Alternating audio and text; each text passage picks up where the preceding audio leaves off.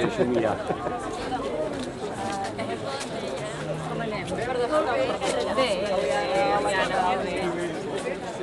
Oh, pardon. Molt bé.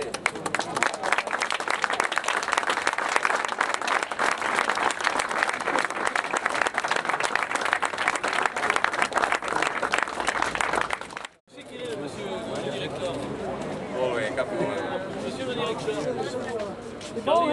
qu'allez-vous en présence de monsieur le ministre.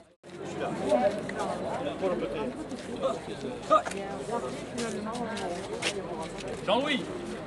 Ah ouais, monsieur le maire.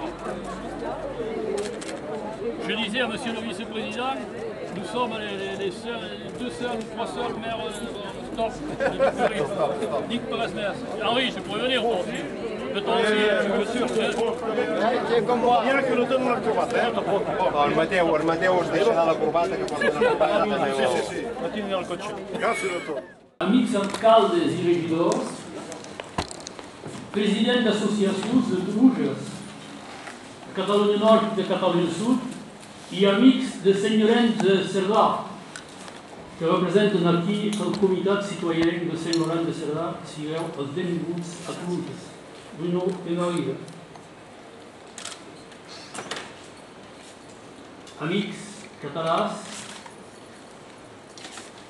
acabem de descobrir la plaça que celebra els 650 anys de les Corts Catalanes i l'aveniment de la Generalitat.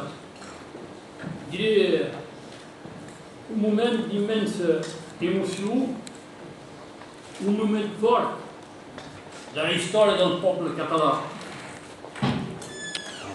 Toluges i els companys que són aquí, els meus regidors, són orgullosos d'acollir-vos, senyor amic Josep Lluís Carot Rovira. És per nosaltres un gran moment, un testimoni de reconeixement a Toluges i de la seva història.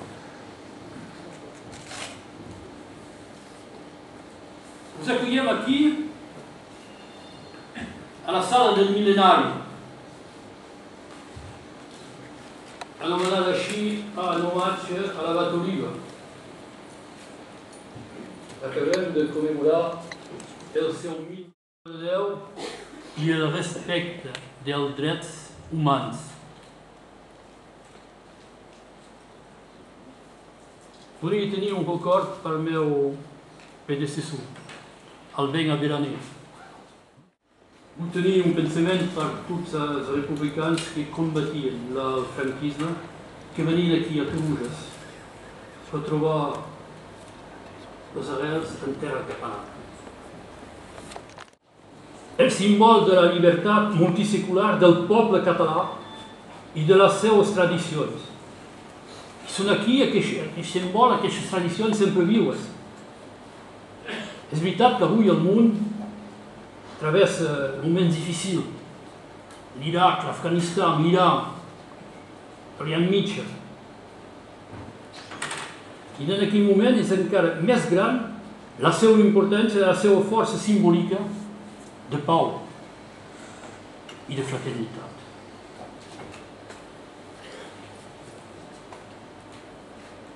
En dreta línia de les assemblees del 1021 i 1027, del Concili de 1066, que va proclamar,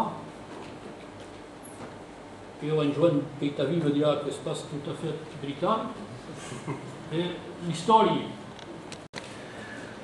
Doncs jo oferiré evidentment el discurs en català, el Parlament en català, però per la gent que no entén tindreu la possibilitat de seguir les idees majors aquí darrere.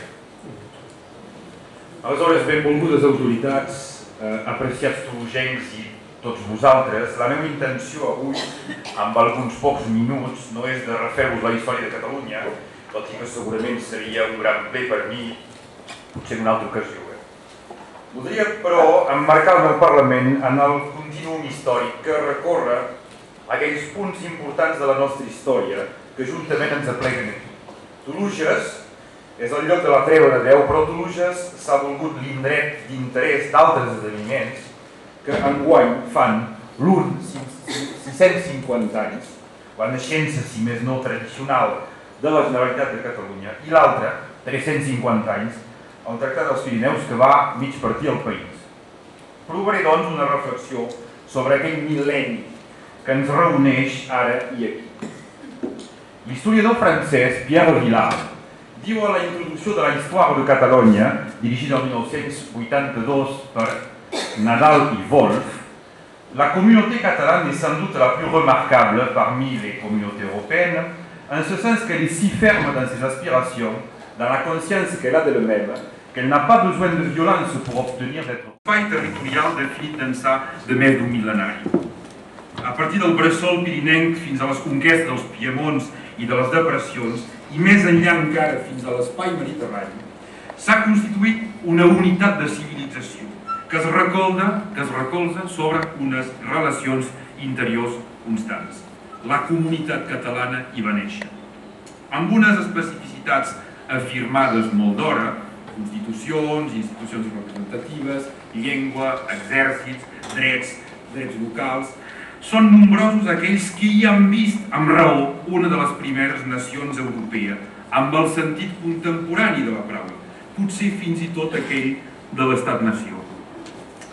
Els fonaments d'aquesta unitat descansen sobre dos factors principals, el medi i les herències primeres. El fet català és un fet pirinenc,